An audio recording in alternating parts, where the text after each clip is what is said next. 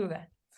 All right. Welcome everybody to the Supermom Sessions. Today we have one of my very, very good friends, Monica Tanner. I'm so glad you're here, Monica. Yay, I'm so happy to be here. Yay. So for all of you, let me tell you just a little quick thing about Monica.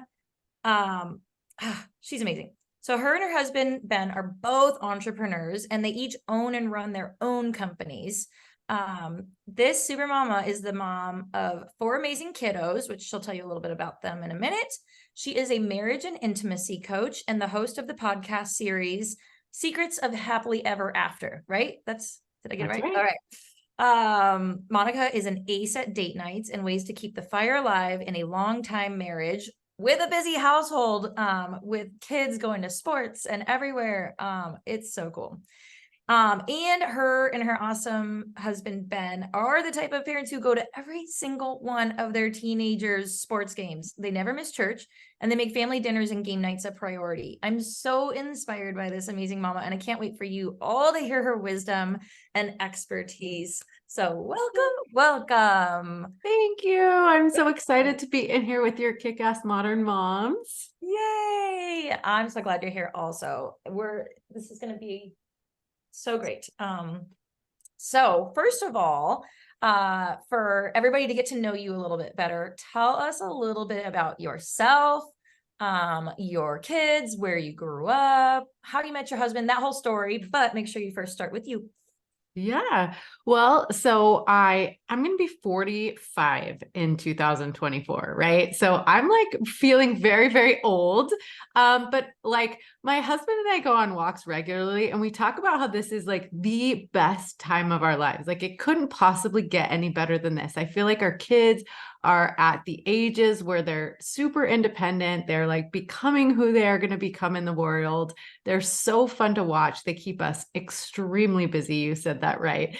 And I just couldn't be happier in this moment, right? I know that the challenges are coming and we've definitely overcome a lot of challenges, but right now just feels like a really, really sweet spot in life. So we do have 4 kids. Our oldest is graduated. He's 20. He's left the house. He's doing amazing things. Super fun to get to talk to him periodically and hear, his adventures and experiences, like being on his own. And then we have 2 daughters. One is a junior in high school and one is a freshman in high school. They are both very busy with sports. And then my baby is now in 6th grade. He's 12. He wrestles and plays football and also keeps us very busy. So those are our 4 kids. They are super, super fun. Of course, our family is not perfect, but we do have a lot of fun together and we are figuring it out as we go. Awesome. So where did you grow up and how did you meet Ben? Yeah, so I grew up in Dallas, Texas, and I'm 5th generation Texan. So very, very deeply rooted in Texas. Nobody in my family that I know of has ever moved out of Texas for a long period of time. Nobody's settled outside of Texas. So I went again, 3rd generation to the University of Texas at Austin for college.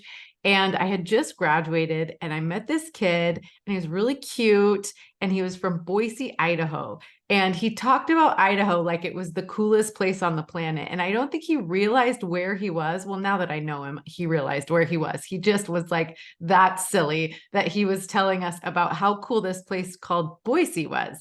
And it was so funny because he would be in these huge groups of people and he'd talk about, how great this place was and how it had all 4 seasons. And we'd all look at him like, what's even there? Like they grow potatoes, right? Like nobody knew anything about Boise. I didn't know where it was in the country. Like I was like, it's somewhere in the middle, right? Like I have no idea. So people in Texas, it's like its own state, right? And so this kid is all coming in, but somehow, and he was there for the summer doing just a job. He was working selling pest control over the summer there in Texas.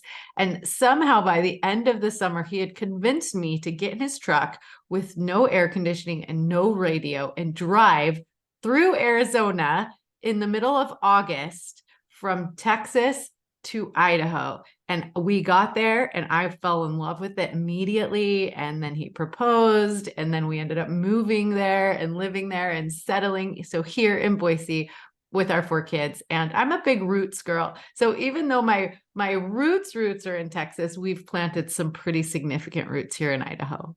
That's awesome. And his family is there too, right? Yes, his family born and raised here forever and ever and ever. So yeah, he knows everybody here. It's really, you can't take him anywhere. Like he gets stopped and people talk to him, and like he can be talking to someone for about 10 seconds and they'll make a connection. Oh yeah, I went to high school with him. Yeah, it's crazy.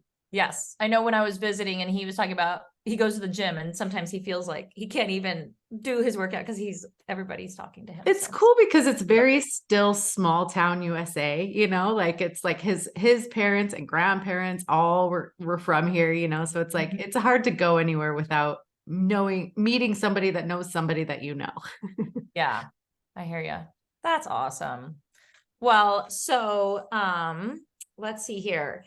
Tell us now your superpower is obviously you coach on intimacy and marriage, but I have gotten to see firsthand that your superpower truly is relationships. And Aw. it's just relationships with your kids, relationships with your husband, relationships with your friends. You take like just the best care of all your friends. You're that person that's always connecting people and like offering up help. And, you're like just the relationship super mom. And so I just think that that is so cool because I know a lot of moms sometimes struggle with like other mom friendships, like they maybe will have a couple, but it's hard for them to make new ones.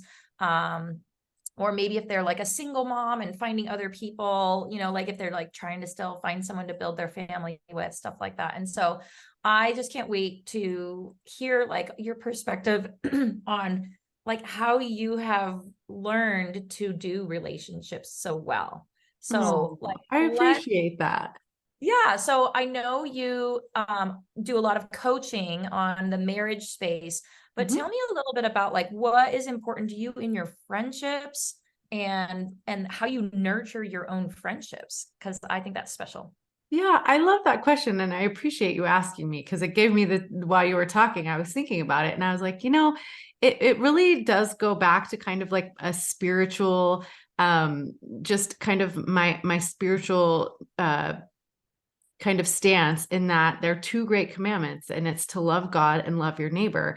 And I truly believe, I just read this quote. I think it's by, oh no, I'm not even going to be able. I'm not even to tell you who quoted it, but I'll find it at some point and put it in here. But it's to love another human is to see the face of God, and I feel like that's so true in every sense of the word. I feel like growing up, my relationships were really, really strained. So I grew up in a perfect like nuclear family, and then when I was 12, my parents announced that they were getting a divorce. And it was just really hard because then my mom kind of took off. And so I didn't really have a relationship with her. And my dad got remarried, and my stepmom was really hard for me to get along with. And so it was just kind of, there was a lot of turmoil in my relationships growing up. And when I was in college, I did find the church and the gospel, and I got baptized, and I kind of started learning these principles of Jesus Christ and how important it was to make connections and to love others. And so I just kind of really poured my heart and soul into that. And it felt so good to me. And I felt like I had a lot of time to make up actually, because, just moving after my parents' divorce, we moved to a completely different place. And so just all the relationships that I knew and were comfortable with growing up, all like got shattered around. And so I think that's why I'm a really big roots person too, because that was hard for me growing up as a kid to have to start over, go to a new high school, make all new friends, and just be the new girl. And so here where we live, our kids, they all 4 of them went to the same preschool. And, as much there's been some boundary changes, but, all my kids have been through the same school district and the same schools, and they play sports, and you start meeting people and loving people. And I feel like we're all raising our kids in a very community environment. And so I just really try hard. And of course, I'm not perfect at it, but I just try to treat other people the way I want to be treated. And I feel so comfortable sending my kids out into our community, knowing that I have a lot of friends and I've invested a lot into this community. So, there's just a lot of goodwill here. And, it's going to be hard for my kids to get in trouble without somebody reporting, what they're doing or whatever. And, I've loved on other people's kids and lots of other people have loved on mine. And so I just feel like that's a really, really important part of just growing and being and being in your community. Yeah, I love that. It's yeah. And I think it's like seeing that I think that you mentioned how much like your relationships, like you recognize just how similar your journey is to all these other families. And you've really made a point to do it together with those families and have this sort of like community raising your kids together. And I love that. And so I know for some of us, we might live in places that we don't maybe even have that kind of community, which is exactly why I'm trying to create a virtual version of that. So Yeah. for all of those people who do feel so isolated, here are your people right here is like, here's those people who are going through those same things, just like you're talking about in your community, and just knowing that your kids, like, okay, they're going to be okay because there's other kids being raised just like them. There's other families that have the same values. And so that's, yeah, I love that because that's exactly like, I just have always dreamed of having a space like that because I have like a friend here and a friend there. And I've kind of tried to create my own version of that in my own city where I live. And so I've gotten to know a lot of other families, but I just am always feeling like, but there's so many out there that live in other places that are not where I live. So how can I make all of them like come together? And so that's always just been this idea like, oh my gosh, I just want all these people to know each other. So I love that idea. So that's totally my goal here with this community is to have it where everybody just feels that support. Everybody feels that confidence in knowing like, yeah, you got this, we got this. Like, let's change the Yeah. world And one thing you through the do next really generation. well, Brenda, is I think when it comes down to it, when you're building relationships, people just want to be seen, right? They just want to be accepted and loved for who they are. And I truly believe that we're all here with a purpose, right? And so as moms, it's hard to figure out what that is, right? Beyond raising our kids, because that, Yeah. I always feel like that's our number one purpose, right? But the kids grow up and if you do it right, they go out and they find their own purpose, right? And so to be able to model that for them Mm. is, the ideal. And as moms, it's tricky because, we pour so much into our kids, we give so much. But I think that we all feel called to a bigger purpose too. And so here in your community, you just offer a place where we can see each other and support each other and love on each other, and as we're looking for our purpose or what we're doing here, that's just I just think that's one of the most important aspects of community is just loving each other, letting each other make mistakes, letting each other figure out, and encouraging each other to find our bigger purpose here. Yes. And I know, like, for me, a lot of my own path has come from being in other communities and then starting to realize, like, oh, wait a second, this thing that I do that I thought everybody else also did is Right. something that's pretty unique to me that maybe I can share and teach and guide other people in.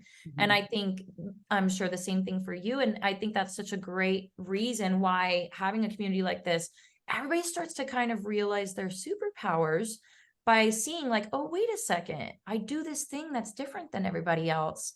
That's my thing I can share. Like the thing that feels easy to us, but it's hard to someone else. And we think, well, it's got to be easy to everybody, right? But it's not. And so that's your thing. Like Yeah. actually And it's cool when you share live into that your gift. purpose like that, you give others permission to do the same. Yeah. Yeah. It's totally your gift. And you are like, absolutely. So for anybody who's listening right now, if you can think of that thing that everyone always asks you about, because it's easy for you and it's probably hard for them. Like that is your gift.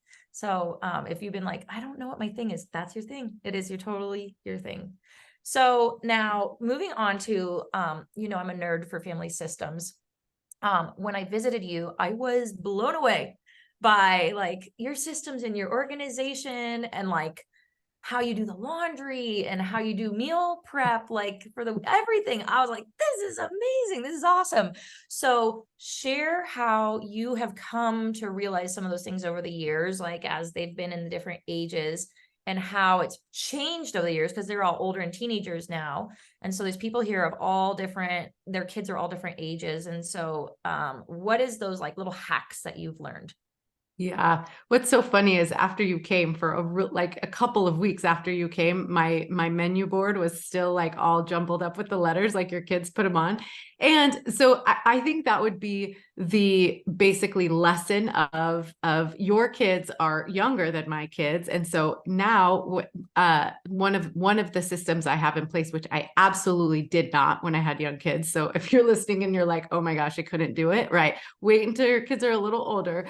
But I have a menu, what's for dinner, because every single night of the week we have some sports, like, you know, several of my kids have practice or games, or, you know, we're watching games or like crazy, crazy, crazy. So dinner time does not look like it did when, you know, my kids were younger and I could get them all around the table at a certain time, right? It's like 10 o'clock at night, we're eating whatever's in the kitchen together, right? It's crazy now.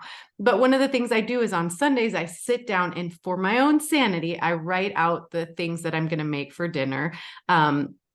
And, you know, my kids don't mess with it. And they kind of demand it. Like my daughter was like, I had stir fry up for last night, and my junior in high school. So my freshman had a basketball game. We went to her game. My son had wrestling practice, like all these things. And it was finally like 9 o'clock. And my daughter was like, Mom, did you make stir fry? And I was like, oh my gosh, Brinley. I'm like, the chicken's in the oven. I didn't make stir fry. She's like, I'll do it. Right. And so I was like, sweet. So she got out the vegetables and she did this, like put together the stir fry part. And so like when you have that like done like that, everybody can kind of pitch in and help where they can. So but your kids came and they were loving it, and they were messing up all the letters and like, you know, making their own, you know, creations. I'm pretty sure they put the word poop on there with your little letters. So yeah, Monica it was has awesome.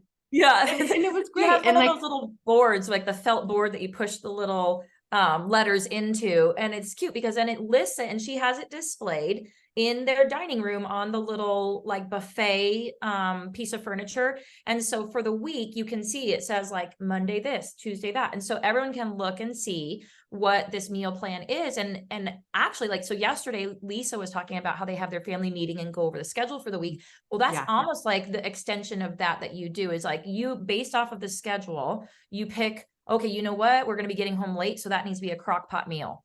And oh, well, this one, we're going to be home like Sunday, right? Like that's always the one where you have more time to prepare it. So you guys do a different type of meal. And so that for you is like you take your family schedule and take it to the next level and make sure that the meals are going to match whatever the energy level is or whatever time you're home or whatever that.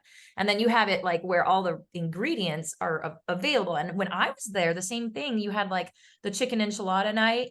And it was like the kids knew. And so they're starting to get the stuff out because they just already saw it on the board. And I was like, this is brilliant. I love this. So it's like a team effort. I love it. I'll let you it finish. is, but it takes a lot of investment, right? And so like, don't, you know, beat yourself up when, you know, the board hasn't been changed for like 3 weeks. Cause that's, you know, literally, I didn't change the board from last week or before Thanksgiving. Right. And so Brinley's like, Mom, it says stir fry. I'm like, pull out the stir fry. Let's do it. Right. So, you know, I think the most important thing you can do to protect your relationships, because that is my specialty, is to just be flexible. Don't beat yourself up when the systems aren't working. And if they're not working over a long period of time, then just change them. Like, you know, just, it doesn't have to be like, oh, I learned this on this podcast, and so I've got to do it exactly in this way to be organized. Like, nothing you hear on a podcast or a training or is going to work perfectly exactly like it works for that family, for your family. And so I think that's just the most important thing to remember is like, think about the personalities in your family, think about the schedules in your family, think about, you know, the stresses and strains and challenges of your particular family, and then take all these great ideas that you're getting from all these other awesome moms and just alter them to fit Yes. your family. And so if it means that poop is written on your menu board for like 3 weeks, like, great, that's awesome. Like, that represents your family and where it's at the time. And so just laugh about it and love it. Poop soup. Didn't they make it say poop soup? Yeah. Something terrible like that. It was great. It made me laugh every time I looked at it. I didn't even change it for several weeks. It was funny. And they had the best time doing that with you. Yeah, and that's absolutely right. Because it's like any audiobooks you listen to or podcasts, it's like take the little pieces and apply that and leave the rest, because that's not for you. Not all of it is for you. You just take little pieces and make your own recipe out of all those little nuggets. And that's the coolest part of all this. And it, like, what works now isn't going to work next year, or maybe half of it works next year, and you change it and then you come up with your own thing. And so it's like we're constantly evolving through this process. But it is so great just to hear other people, what they're doing, because then you're like, oh, wait a second, maybe that's the missing little ingredient that I can throw in there to kind of optimize it even further. And so I love learning these things from all the moms out there. It's just so cool just to see like all the creativity and resourcefulness that everybody has through this whole process, and they bring what they either grew up with or the opposite, it was missing, so then they added that. And so that's the part where like it's just, I love it. It's just so cool. Like when you put all your heads together, it's like 2 heads equals 10, right? Not just 2 heads. So so now let's move into your area of expertise. And so over the years now, you I mean, I don't know how long you've been a coach in the marriage space, but before you became that, tell me about like where this became part of your lifestyle, where it was a priority for you and why, and then how then you came to start teaching other people about it. Yeah. I think my whole life has prepared me for this. Like I said, I think everybody has a purpose. And like when I kind of go back and like review all the different scenes and seasons of my life, I'm like, oh, this was definitely why I was put here. Like I've always just had this drive to understand relationships, right? Like what makes them long lasting, what makes them efficient, what makes them happy and joyful. Like and like when you mentioned, you said your little boy had so much fun doing that system with me. I just think when I was growing up, systems were more important than the people they were serving. And so I have worked really hard to flip that on its head. So my relationship building moment with your son was more important than the system that we were working on. Right. And so I think if you will just, so I guess that has just always been really something that has struck me. And so I wanted to help families and marriage and systems when I graduated from college. And I only had 1 year left to get my master's of social work, but I got married and we started our family and then started getting overwhelmed. And we built this business together. And we did it together until we had 3 kids. And then I pulled myself out of my husband's business. I was like, listen, you can either put me in the funny farm or you can take some of these responsibilities away from me. Cause I couldn't do, like I was doing payroll. I was doing all of the things behind the scene that had deadlines. And I'm like trying to write checks and nurse a baby at the same time. And a 2-year-old was like destroying the rest of my house. And I was like, I can't do it. I'm like, I gotta drop it. So I pulled myself out of my husband's business and I did kind of the stay-at-home mom thing for about a year. And then I started to go stir crazy because I am an entrepreneur at heart. I'm like, oh, I want to do something that's mine. Like I want to contribute some way, somehow. I got to keep myself busy or feel effective, not just as a mom. And so I started this business that is, it was like handmade, just goods, like the kind of thing you go to a little boutique and you see the little, vinyl on wood was actually what I did. And so I created this whole business out of this that I could do in those quiet, middle moments, I call them, like when somebody was napping or after the kids went to bed, that I could just kind of, it was my thing that I could do. Right. And I ran that business for 12 years. But in reality, when my youngest child went to kindergarten was when I was like, oh, I want to get back to what I really am passionate about, which is helping couples. So I went back to school to get my master's of marriage and family counseling. And I did about a year of that program. And I was like, I don't want to be a therapist. My parents are both therapists.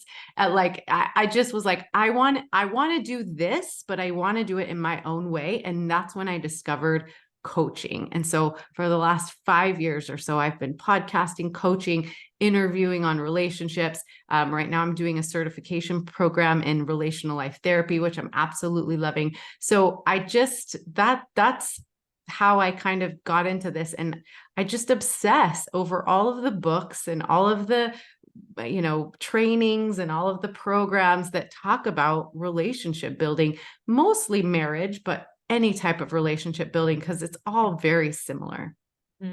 Yes, for sure. Yeah.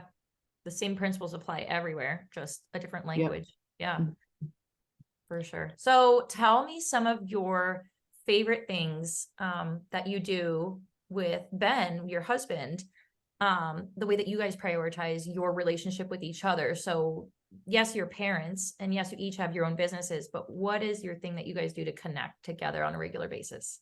Yeah, such a great question, because that has come with a lot of trial and error and a lot of like making mistakes and like figuring it out along the way. I think the most important thing to remember is the blueprint you're giving your children of your relationship, your marriage relationship, is, in my opinion, the best gift you can give them. Because if you do it right, they grow up, they move out, they start their own family. And what is the genesis of that family? It is husband and wife together creating their family systems. So always it starts with the husband and wife, and it should always be prioritized first, that husband and wife. So you're showing these kids what it looks like to be in a happy, thriving, passionate, friendship looking relationship, right? And so I always think about that, like, would I be happy if my kids were in a relationship like I'm in right now? If not,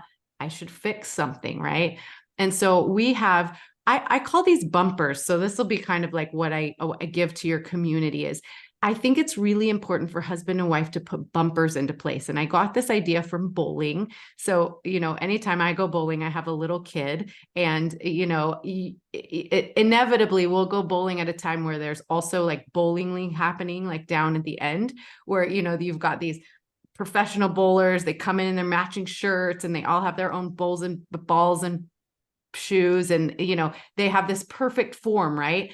And they'll like just do this beautiful choreographed thing where they throw the ball down and it hits all the pins and it's amazing. But every once in a while, they'll have this perfect form, but they'll still hit a gutter ball. And that gutter ball has zero values. It doesn't matter how fast it went. It doesn't matter how perfect their form was. It didn't hit any pins. And then you've got my kids over here with the little rack that they can throw the ball down, or they're throwing it between their legs, but we put the bumpers up for them. So no matter how ugly that toss was and it goes back and forth and off target or whatever, it always hits pins. And so what I created out of that was that it's your marriage, your relationship, it's not going to look perfect all the time. Like sometimes you'll have beautiful form, and sometimes you're just going to be hucking that ball through your legs and hoping that it hits the pins. But if you put bumpers in place, then you'll always hit some pins, no matter how ugly everything else is looking at the time, right? So bumpers that we have in our relationship is, first and foremost, date night. I mean, everybody talks about it. It's really important. It's easy to overlook because it is simple, but not always easy. And there's lots of excuses to not have date night. But even in the busiest seasons, like right now, we're talking about it's Christmas time, and there's so many things to do, and people very often will start to pull things from their personal schedule. Like they'll skip their workout, they'll sleep less, they'll drink less water, they're not eating healthy, like all of these things that are really important for our well-being, they'll start pulling out. And date night is always one of those things. So Ben and I have this rule that date night can be moved around, slid around on the calendar, but it never gets erased. And my definition of date night is a 3-hour block of time that you are spending with your sweetheart doing something that you both enjoy without distractions. You don't take your kids. Now, sometimes we have to be really, really creative because we'll have like a wrestling tournament going all weekend long. And so our date night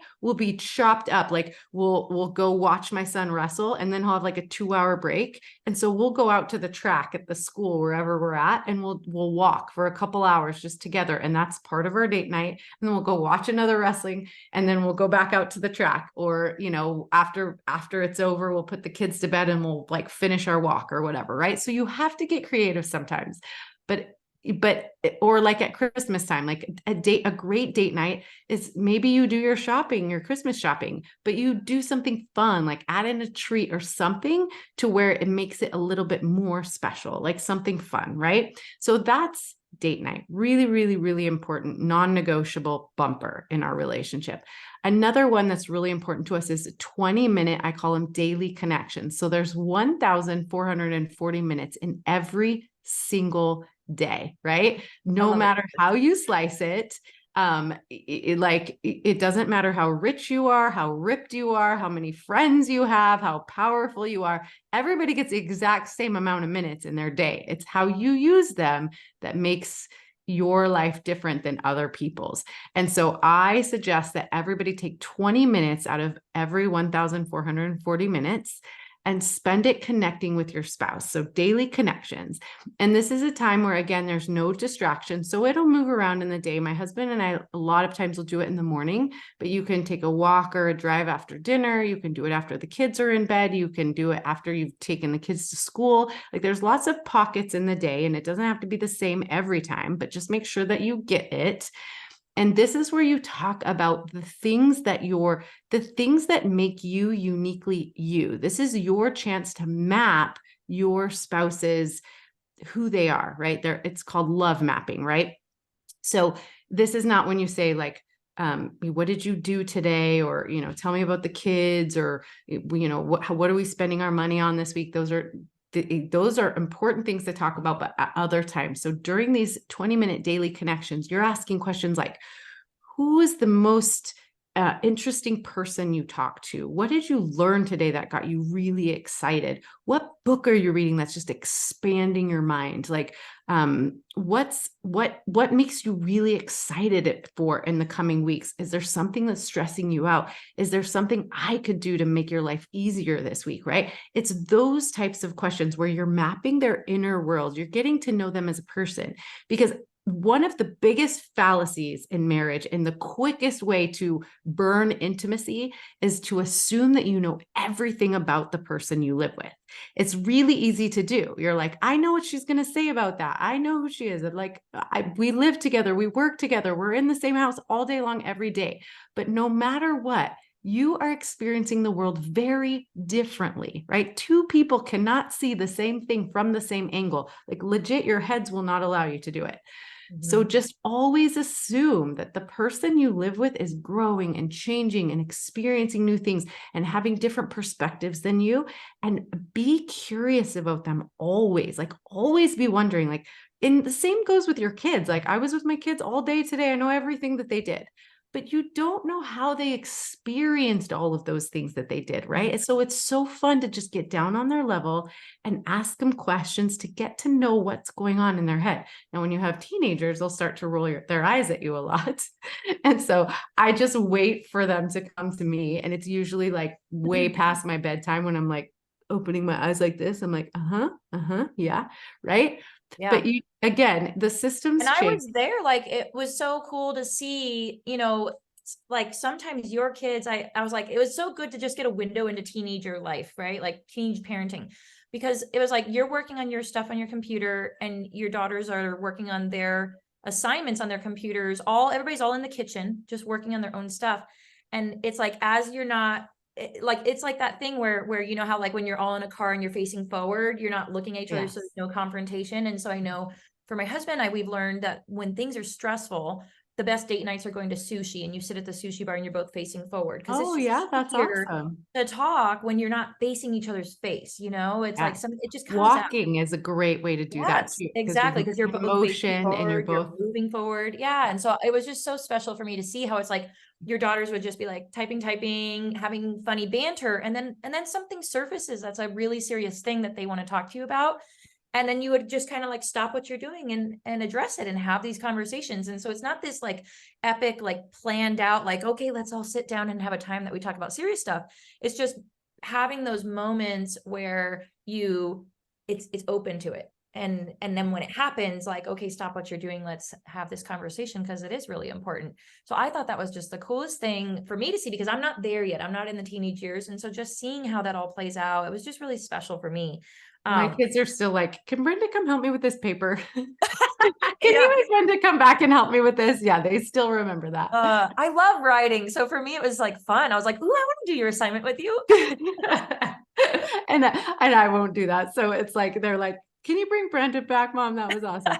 But I actually learned this from a mom that's much older than me, and it was really cool because she's like, those times when your little kids are just like rambling on and you're like stabbing your eyes out, like, oh my gosh, I can't listen to another Pokemon story or I'm gonna like die. But it's like in those moments where you're investing and you're allowing your kids to just talk to you, because you're right, as they get into the teenage years, it's like they're not going to be so open as they were before. But if you've already set that up, like, I will listen to you, whatever you have to say, no matter how lame I think it is, I will be there to listen to you when they grow up. It will continue, but it's not as easy, right? It's like and a lot of times it doesn't work to pull, like if I start asking my kids question about things, they're like, what's the word? Cross-examining me or whatever. Like, Right. why are you asking me so many questions? I'm like, I don't know. Right. Like Yeah. so you can't like pull it out of them. You have to just be available to them Yeah. when they're ready to talk, which is like hard. Cause like sometimes I'll be in the middle of an interview and like somebody will come in and want to talk to me and I'm like,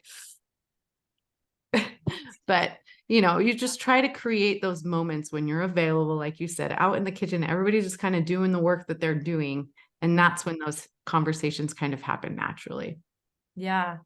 I love also the way you guys all celebrate each other in your house. And so that's something that we're big on in my family. Like I love celebrating. And so, Yeah, my you are husband really good at telling me that. about some of his business wins and I'm like, can I blow up balloons for you? And he's like, nah. But like, I'm like, yeah, we gotta celebrate that. That's amazing. And he's just like, well, like, not yet. Hold on. Like, but like I involve my kids in my celebrations. Like you guys have seen my posts. Like we do the balloons and we do dance parties and we do all the things to celebrate progress. It's not just like reaching a goal, but the progress towards that goal or just being better than we were yesterday. And so you guys are really big on that too. And I know like in sports, sometimes like when you have kids who are in sports, it's all about like getting to the competition, winning, like those final things.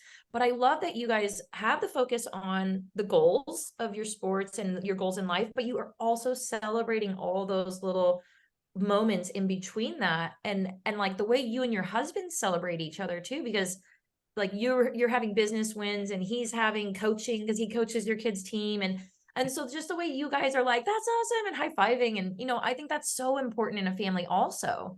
Yeah. So I was going to say we do sports well here, but it's my husband does coach, like, so he has his own business, but what his passion is to coach the kids sports, and he coaches high school sports that my kids don't even participate in. I mean, my husband and I both played soccer growing up, and we have, out of our 4 children, not a single soccer player, but he still coaches the high school varsity soccer team.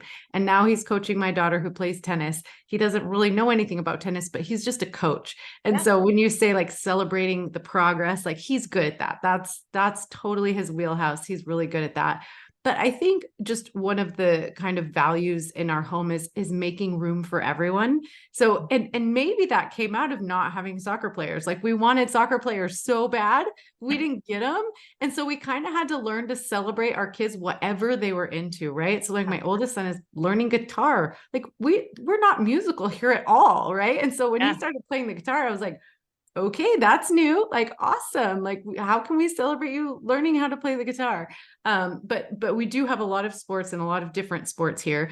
And, it's, a lot of families have to make, depending on how many kids you have and what your budget is and all these things, and your values around time and things like that. It's really hard to set up like, okay, who can play what sports, and what do we have the budget for to pay for, and all of these things. So those are all decisions you have to make. But I think under our underlying value that's really important is making room for everyone. So whatever that they're interested in, whatever lights them up, it's like we're going to try really hard to support that in whatever way we can. Yeah. And it changes because I know my kids have been super into one thing and then it runs its course. And so I think for a lot of parents, and I've talked to other parents that are like, they think like, oh, but you were so good at gymnastics and you did it for so long. And they think like that's going to be the thing that the kid does, right? Like this is your thing. But then the kid's like, yeah, but I got what I wanted out of it. I'm ready to learn a new thing.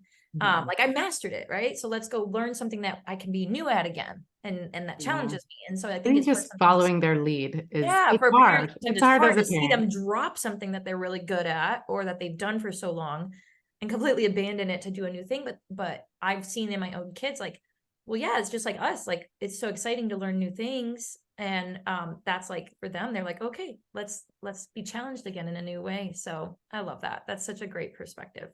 So with your marriage coaching and your intimacy coaching, tell us one, where everybody can find you and what kind of programs you offer.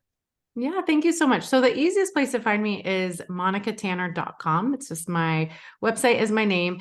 And from there, you can find my podcast, Secrets of Happily Ever After. I have a YouTube channel that has the same name.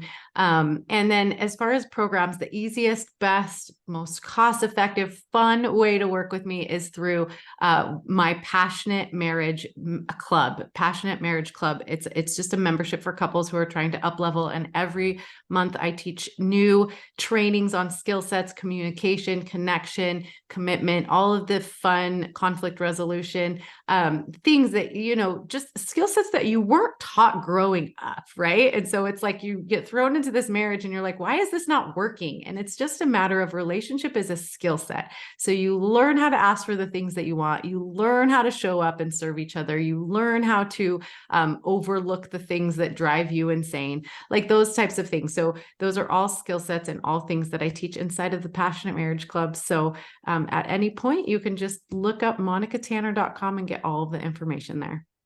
Awesome. And now your podcast is everywhere podcasts are. Yep. I told you I had to like keep track of time, or I just keep going all day. I'll just talk forever. So your podcast is everywhere that podcasts can be found, correct? So anybody can go and look up your podcast and get a lot of great information in this topic on your podcast as well. And you interview some really cool people on your podcast too. Did I Yeah, see the you cool just had Lori, not Lori. Jen Gottlieb and her Yes, husband Jen and Chris Chris. Field. Yeah. Yep. Yeah, And I can't Russell wait to go Brunson listen and to that one. Colette, like I have like their only interview together. They have like Yeah. one other one, but you have to pay for it. Yes. Amy Porterfield and her husband Hobie. Yeah. So lots of fun entrepreneurs. Because life is a little more complicated when you're an one of you or both of you is an entrepreneur. There's a few extra hurdles, and I do understand those pretty well. Yeah. And so I like to interview couples that are doing big things. One of them, both of them showing support, those types of things. So Josh and Ashley Latimer is another great interview on my podcast. Just really fun personalities who are doing their own thing. Like there's no script for it. They just do their own thing and they do it well and they figure it out along the way. Yes, exactly. But it's so insightful just to listen to those because there's like I said, like those little tiny ingredients that you can pull out. Like their recipe is not going to be your recipe, but there are ingredients in their recipe that you can add to yours. And so Totally. that That part is make life so so much sweeter. valuable. Yes, exactly. Well, this was so awesome. I could just talk to you all day. I love hanging out with you. So thank you so much for joining us. I definitely want to bring you back and do some more trainings if you're open to it and some more conversations, because I think this is an area that like moms especially could always use help in, is just you know, like the way that we mom, but also the way that we do marriage. And so, and it's like so many times we give a lot of attention to our kids, and our husbands can be like, oh, hey, remember me over here? And so making sure that we're really putting the marriage as the priority, because that models it for the kids. Like you're saying, you know, that is part of parenting, is showing, not just telling your kids to what to do, but like showing them through your relationship with your spouse. So I love that. That's such a beautiful perspective and way to think about it. I know, like for us, like we've been doing our regular date nights for quite some time, where it's just standing appointment every Friday. And then I try and throw in like a Tuesday also. And so we'll try and do, and so, or sometimes, you know, if we can't, if Friday night my husband has a show with his band, because you know, being an entrepreneur isn't enough, he also decided to have a rock band. So um It's but like funner.